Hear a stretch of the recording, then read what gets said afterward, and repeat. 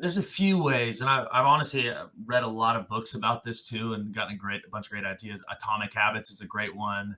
Compound Effect by Darren Hardy is another one I've just read recently. All have similar perspectives, uh, and they talk about the value of small changes that lead to big results over time. And so I think for me, outside of getting someone in the mindset, which is typically the first step of, hey, we got to get you in the place where you're ready to make this change.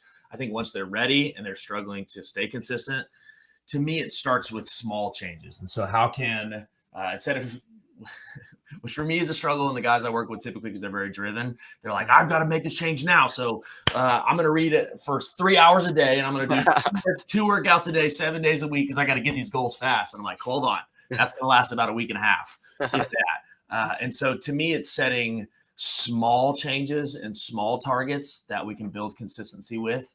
And I tell them, like, hey, we need to set a plan that's going to last you the rest of your life, not for a month.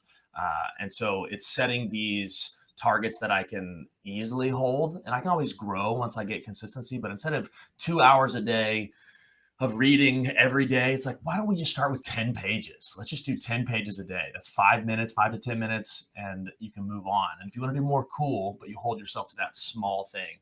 If it's working out, why don't we just pick 3 days a week to start for 30 minutes? Like, how about we just get that?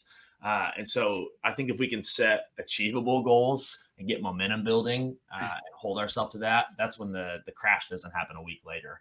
And so that's typically a great start for people that are struggling to build consistency, is like, let's just do something easy first. You know, the book Atomic Habits talks about if you're wanting to run a marathon, just start with putting your shoes on.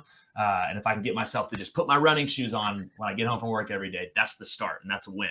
Okay, if I can go from putting my running shoes on to just walking out the door and walking back in, that's a win.